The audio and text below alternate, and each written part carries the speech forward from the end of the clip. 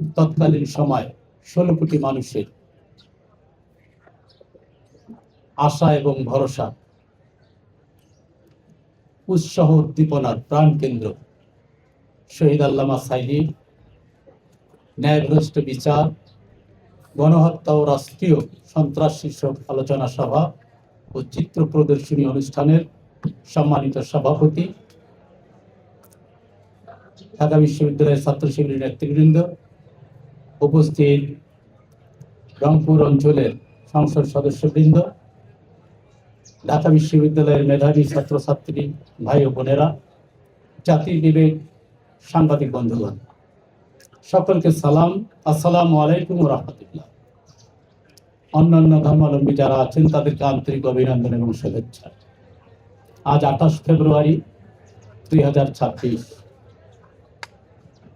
ঠিক 13 বছর আগে 28 ফেব্রুয়ারি 2013 সকাল থেকে সন্ধ্যা পর্যন্ত গোটা বাংলাদেশ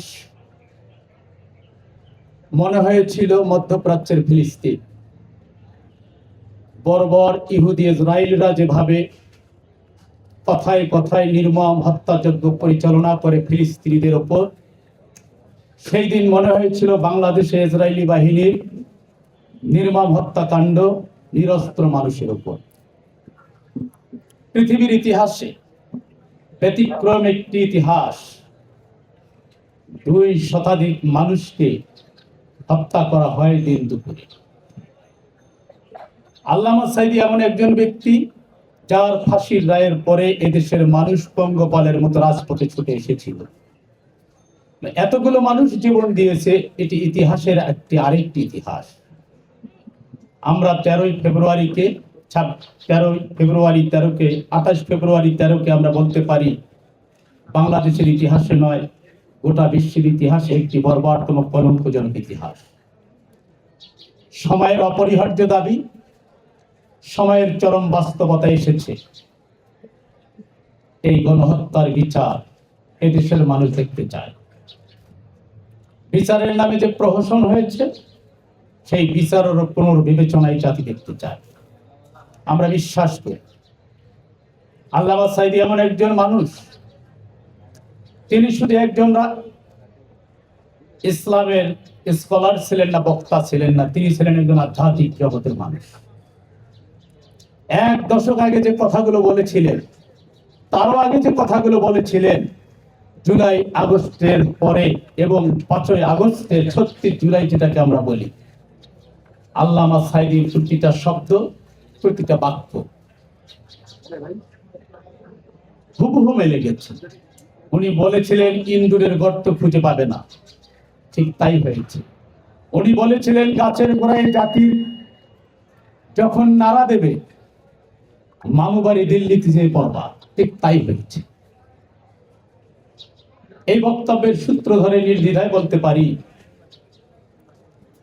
1 যুগ আগে বক্তব্য তার মুখ থেকে আসলো, 1 যুগ পরে সেটির বাস্তবায়ন আমরা দেখলাম।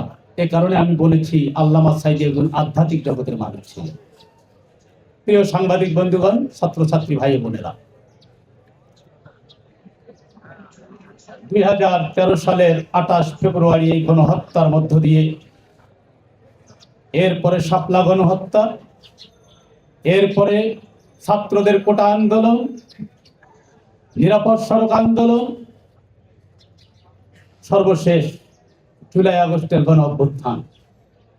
আমি মনে করি আল্লামা সাঈদীর রায়ের দিন যে গণহত্যা চালানো হয়েছিল, এই গণহত্যার প্রতিবাদে যদি এদেশের মানুষ যেভাবে ঝেঁপে পড়েছিল, এই আন্দোলনটা যদি গতিশীল থাকতো, পরবর্তীতে যত আন্দোলন হয়েছে, তৎকালীন সরকার 28 ফেব্রুয়ারি 2013কে রিহার্সেল হিসেবে কাজে লাগিয়ে পরবর্তীতে সেগুলো আবার বাস্তবায়ন করেছে।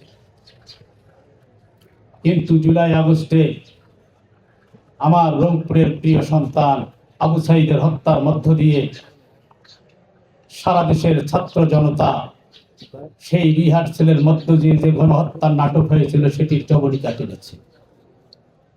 আমরা নতুন বাংলাদেশে দেখতে চাই। আগামীতে যারাই রাষ্ট্র পরিচালনা করবে, আমরা বিশ্বাস করি জনগণের পালস বুঝে এদেশের ছাত্র জনতার আকাঙ্ক্ষাকে ধারণ করে শুধু সাইদী হত্যা নয়, যত হত্যাকাণ্ড হয়েছে, সর্বশেষ আধিপত্যবাদের বিরুদ্ধে বজ্রকণ্ঠস্বর শরীফ ওসমান হাদি, সকল হত্যাকাণ্ডের সুষ্ঠু বিচার জাতি প্রত্যাশা করে।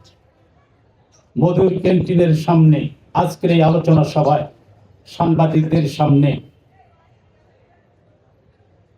বাংলাদেশের বহুল আলোচিত একটি জেলা রংপুর জেলার রংপুর এক আসনের জনগণের খাদেম হিসাবে এখান থেকে আমি দাবি উচ্চারণ করতে চাই, সর্বশেষ শরীফ ওসমান হাদি সহ বিগত সময়ে যত হত্যাকাণ্ড হয়েছে, এই হত্যাকাণ্ডগুলো নির্মোহ নিরপেক্ষ বিচার জাতি প্রত্যাশা করে, আমরা সেটি চাই, সে দাবি আমি করছি।